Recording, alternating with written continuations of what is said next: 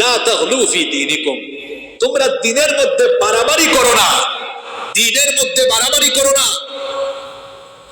আর আল্লাহর ব্যাপারে না জেনে তোমরা কোনো কথা বলো না। মাসিহ যাকে তোমরা কেউ আল্লাহ বানাইছো, কেউ আল্লাহর ছেলে বানাইছো, শোনো তিনি হচ্ছেন আল্লাহর প্রেরিত একজন রাসূল, তার ব্যাপারে তোমরা বাড়াবাড়ি করো না। আর স্বয়ং ঈসা আলাইহিস সালাম তিনি তার নিজের পরিচয় দিয়েছেন, তিনি বলেছেন আমি হচ্ছি আল্লাহর বান্দা, আমি আল্লাহর রাসূল।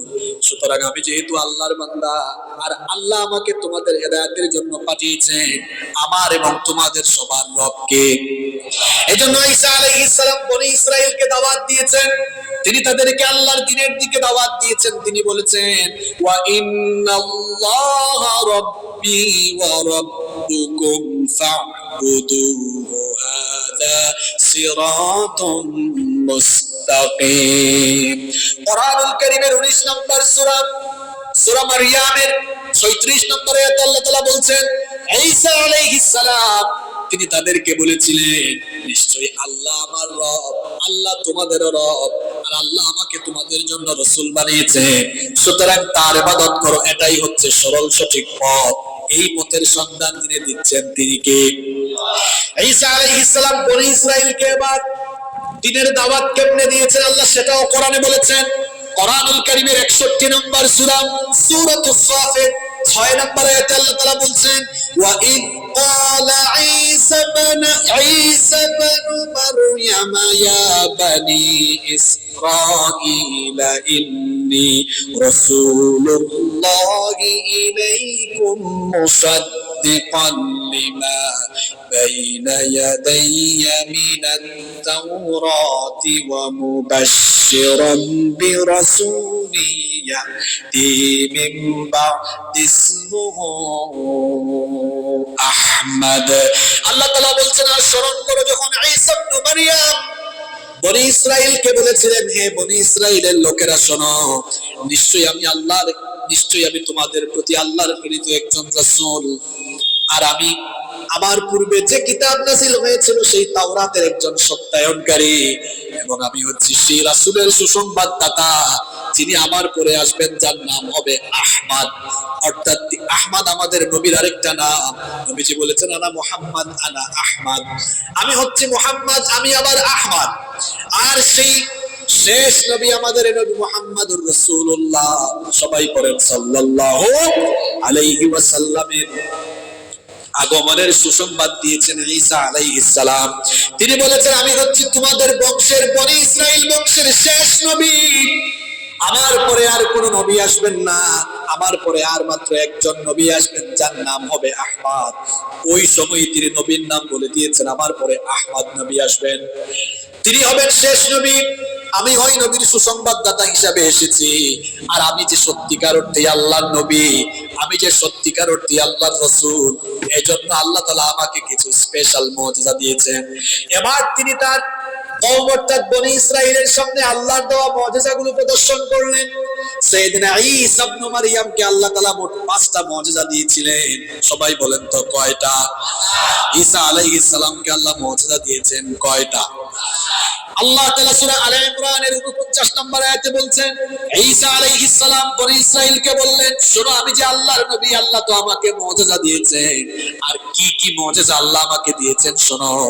আন্নী ক্বাদ জিতুকুম বিআয়াতিন মির রাব্বিকুম আন্নী আখলুকু লাকুম মিনাত الطين كهيئة الطير فانفخ فيه فيكون طيرا بإذن الله। তিনি বলছেন আমি তোমাদের নিকট আল্লাহর কিছু নিদর্শন নিয়ে এসেছি, অর্থাৎ আল্লাহ তাআলা আমাকে স্পেশাল কিছু মুজিজা দিয়েছেন।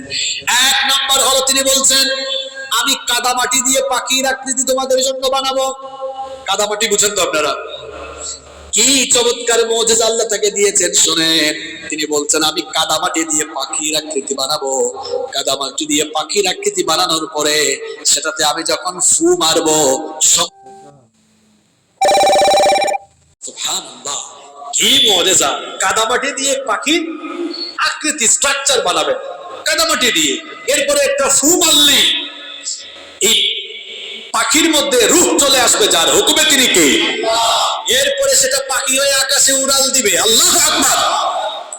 সত্যিকার অর্থে ঈসা আলাইহিস সালাম এবার তাদের সামনে সেই মুজিজা দেখালেন। তিনি কিছু কাদামাটি আনলেন, কাদামাটি এনে তিনি আবার পাখির আকৃতি বানালেন। পাখির আকৃতি বানানোর পরে তিনি ফু মারলেন। ফু দেওয়ার পরে বনি ইসরাইলের লোকেরা দেখলো সঙ্গে সঙ্গে তার ভেতরে রূহ চলে এসেছে, সেটা পাখি হয়ে আকাশের দিকে উড়াল দিচ্ছে।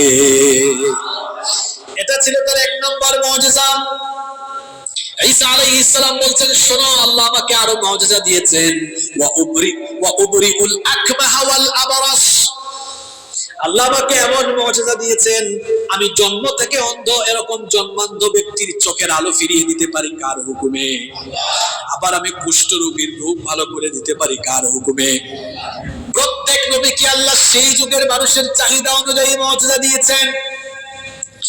ঈসা আলাইহিস সালামকে যখন আল্লাহ দুনিয়াতে পাঠিয়েছেন, সেই সময় চিকিৎসা শাস্ত্রের উন্নতি ছিল, সব দিকে চিকিৎসা শাস্ত্রের জয় জয়কার ছিল। কিন্তু জন্ম থেকে অন্ধ এরকম মানুষকে চোখের জ্যোতি ফিরিয়ে দেওয়া কিংবা কুষ্ঠ রোগীকে ভালো করে দেওয়া, সেই জামানায় কোনো নজির ছিল না, কোনো চিকিৎসক সেটা করতে সক্ষম ছিল না। আল্লাহ তাআলা তার নবী ঈসা আলাইহিস সালামকে এমন মুজিজা দিলেন, তিনি যখন জন্ম থেকে অন্ধ এইরকম জন্মান্ধ কোন লোকের চোখের উপরে হাত বুলিয়ে দিতেন, আল্লাহ তাআলা তার আপন পুত্রতে ওই লোকটাকে চক্ষুষ্মান বানিয়ে দিতেন। তিনি যখন কোন কুষ্ঠ রোগীর গায়ে হাত বুলিয়ে দিতেন, সঙ্গে সঙ্গে তার রোগ যিনি ভালো করে দিতেন তিনি কে? বনি ইসরাইলের লোকেরা এই মুজিজাও তাদের চোখের সামনে দেখলো। ঈসা আলাইহিস সালাম বললেন, শুধু তাই নয়, আল্লাহ আমাকে এমন মুজিজা দিয়েছেন। 3 নম্বর মুজিজা হলো ওয়া উহইল মাউতা বিইذনিল্লাহ। আমি আল্লাহর হুকুমে মরা ব্যক্তিকেও জীবিত করতে পারি। আল্লাহু আকবার। মৃত ব্যক্তিকে আপনি জীবিত বানাতে পারবেন? জন্ম, মৃত্যু, হায়াত, মউত যার হাতে, তিনি কে? আল্লাহ। ঈসা আলাইহিস সালাম বলছেন,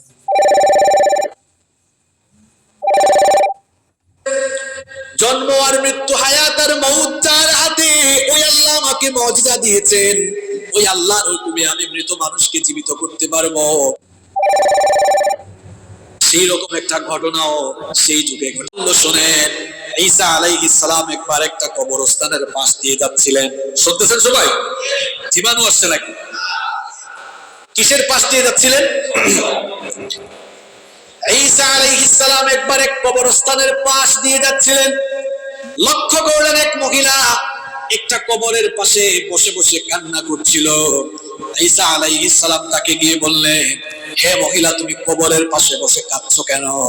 ওই মহিলা তখন বলল, কিছুদিন আগে আমার একটি মেয়ে মারা গিয়েছে, এটা আমার একমাত্র মেয়ে ছিল, আমার আর কোনো সন্তানাদি নাই, একমাত্র মেয়েকে হারিয়ে আমি শোকে মুহ্যমান হয়ে গিয়েছি, আমি অনেক শোকাহত বেদনাহত হয়েছি। আমার একটা সন্তান ছিল, তাকে আল্লাহ তার কাছে তুলে নিয়েছেন, আল্লাহ তাকে মউত দিয়েছেন। আমি আমার সন্তান হারানোর ব্যথা সহ্য করতে না পেরে তার কবরের পাশে বসে আছি, আমি কান্না করছি আর আল্লাহর কাছে দোয়া করছি, হে আল্লাহ, হয় তুমি আমার মেয়েটাকে জীবিত করে আবার আমার কাছে ফিরিয়ে দাও, আর যদি না দাও তাহলে কাঁদতে কাঁদতে এখানেই আমার যদি মওত হয়তো হয়ে যাক, এখানেই আমি মারা যাব। ঈসা আলাইহিস সালাম তখন মহিলাকে বললেন, হে মহিলা, শোনো, আমি যদি তোমার সেই মৃত মেয়েকে জীবিত করতে পারি, তাহলে তুমি কি এই কবরস্থান থেকে চলে যাবে নাকি? তখন মহিলা বলল, আমার মেয়েকে যদি জীবিত করে দিতে পারেন তাহলে আমি আর কবরস্থানে থাকবো না, কবরস্থান থেকে চলে যাব। ঈসা আলাইহিস সালাম এবার সালাতে দণ্ডায়মান হয়ে গেলেন। দেখেন, এই দুনিয়ার সমস্ত নবীরা চাওয়ার শিক্ষা দিয়েছেন, চাওয়ার আগে সব সময় যার কাছে চাইতে হবে, ইবাদত করতে হবে, তিনি কে? আমরা চাওয়ার পদ্ধতি জানি না। এই 2 জুমা আগেও বলেছিলাম, জাকারিয়া আলাইহিস সালামের সন্তান ছিল না, তিনি সন্তান চেয়েছেন সরাসরি কার কাছে? আইয়ুব নবীর কাহিনী আপনাদেরকে শুনিয়েছি। আইয়ুব আলাইহিস সালাম 18 বছর পর্যন্ত রোগাক্রান্ত ছিলেন, রোগ থেকে মুক্তির জন্য দোয়া করেছেন কার কাছে? সকল নবীরা এরকম দুনিয়ার মানুষের জন্য, মুমিনদের জন্য শিক্ষা রেখেছেন। বিপদে মুসিবতে, রোগ বালায়ে, সুখে দুঃখে যার কাছে চাইতে হবে তিনি কে? আল্লাহ। ঈসা আলাইহিস সালাম নামাজে দণ্ডায়মান হলেন। সালাত শেষ করে তিনি বললেন, হে রব, তুমি এই কবরে থাকা মেয়েটাকে তোমার কুদরত দিয়ে তুমি জীবিত করে দাও। আল্লাহ বললেন, হে আমার নবী ঈসা, হে আমার নবী ঈসা, তুমি ওই কবরের কাছে যাও, কবরের কাছে গিয়ে বলো কুম বিইذنিল্লাহ, এর অর্থ হলো আল্লাহর হুকুমে তুমি কবর থেকে উঠে যাও। আল্লাহু আকবার। ঈসা আলাইহিস সালাম কবরের কাছে গিয়ে বললেন, কুম বিইذنিল্লাহ, আল্লাহর হুকুমে কবর থেকে উঠে যাও, বের হও, কবর থেকে বের হয়ে আসো। তিনি যখন আল্লাহর কাছে দোয়া করলেন, দোয়া কবুল করে নিলেন কে? আল্লাহ। প্রথমবার তিনি যখন বললেন কবর আর আখিরাতে জীবনে আল্লাহ যেন আবার আমাকে ফিরিয়ে দেন, ঈসা আলাইহিস সালাম আল্লাহর কাছে দোয়া করলেন, তার দোয়া কবুল করে নিলেন কে? আল্লাহ। এইভাবে করে সাইয়েদনা ঈসা ইবনে মারইয়াম, ঈসা আলাইহিস সালাম মৃত ব্যক্তিকে জীবিত করতে পারতেন যার হুকুমে তিনি কে? এই ঘটনা যখন বনি ইসরাইলের সবাই জানলো, তখন ঈসা নবীর প্রতি বনি ইসরাইলের বিরোধিতা বাড়লো না কমলো? ঈসা আলাইহিস সালামকে আল্লাহ আরো মুজিজা দিয়েছিলেন। এই আয়াতে আল্লাহ বলছেন, ঈসা নবী তার বনি ইসরাইলকে বলেছিলেন, ওয়া উনাব্বিউকুম বিমা তাকুলুনা ওয়া মা তাদাখিরুনা ফি বুয়ুতিকুম। তিনি বললেন, শুনো, আল্লাহ আমাকে এমন মুজিজা দিয়েছেন, তোমরা কি দিয়ে খাবার খেয়েছো এবং তোমাদের ঘরের ভেতরে কি জমা রেখেছো। তোমরা কি দিয়ে খাবার খেয়েছো আর ঘরের ভেতরে কি জমা রেখেছো, এগুলো আমি বলে দিতে পারবো যার কুদরতে, যার হুকুমে তিনি কে? এই কথা শোনার পর বনি ইসরাইলের লোকেরা অবাক হয়ে গেল। আচ্ছা, আমি যদি আপনাদেরকে বলি, আপনারা 3 দিন আগে দুপুরবেলা কি দিয়ে খাবার খেয়েছেন, এটা কি আমি বলতে পারবো? আমি তো আপনার বাসায় গিয়ে দেখি নাই। ঈসা নবী যখন বললেন তোমরা কি দিয়ে খাবার খেয়েছো, তোমাদের ঘরের ভেতরে কি আছে, যার হুকুমে আমি বলতে পারবো তিনি কে? বনি ইসরাইলের লোকেরা অবাক হয়ে গেল। তারা এবার বলল, বলো তো ঈসা, আমাদের অমুক ব্যক্তি গতকাল দুপুরবেলা কি দিয়ে খাবার খেয়েছে।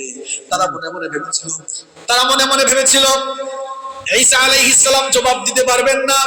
যখন তারা জানতে চাইলো অমুক লোক দুপুরবেলা, 3 দিন আগে দুপুরবেলা কি দিয়ে খাবার খেয়েছে, ঈসা আলাইহিস সালামকে এটা যিনি জানিয়ে দিয়েছেন তিনি কে? ঈসা আলাইহিস সালাম জবাব দিয়ে দিলেন। আরেকজন বলল, বলো তো অমুক ব্যক্তির ঘরের ভেতরে কি কি জমা আছে। ঈসা আলাইহিস সালাম ওই লোকটার জবাব দিয়ে দিলেন কার হুকুমে? এই আয়াতে আমি বললাম তার প্রতি 4টা মুজিজার কথা। 1 নাম্বার বলেছিলাম কাদামাটি দিয়ে পাখির আকৃতি বানাতেন, ফু দেওয়ার পরে ওই পাখির ভেতরে রূপ যিনি ফুঁকে দিতেন তিনি কে? 2 নাম্বার মুজিজা, তিনি জন্মান্ধ ব্যক্তিকে সম্বোধন করে বলেছিলেন, ফালাম্মা আহাসসা ঈসা মিনহুমুল কুফরা ক্বালা মান আনসারি ইলাল্লাহ। ঈসা আলাইহিস সালাম তাদের কুফরি যখন বুঝতে পারলেন, বললেন, মান আনসারি ইলাল্লাহ, কে আছো যে আল্লাহর জন্য আমাকে সাহায্য করবে, কে আল্লাহর পথে আমার সাহায্যকারী হবে। তখন এক শ্রেণীর লোক দাঁড়িয়ে গেল, যারা ঈসা আলাইহিস সালামের শিষ্য ছিল, ঈসা আলাইহিস সালামের অনুসারী ছিল, কোরআনে যাদেরকে হাওয়ারি বলা হয়েছে। এরা তখন দাঁড়ালো, দাঁড়িয়ে বলল, ক্বালাল হাওয়ারিয়ুনা নাহনু আনসারুল্লাহি আমান্না বিল্লাহি ওয়াশহাদ বিআন্না মুসলিমুন। হাওয়ারিগণ দাঁড়ালো। হাওয়ারি কারা? নবীজিকে যারা নবীজির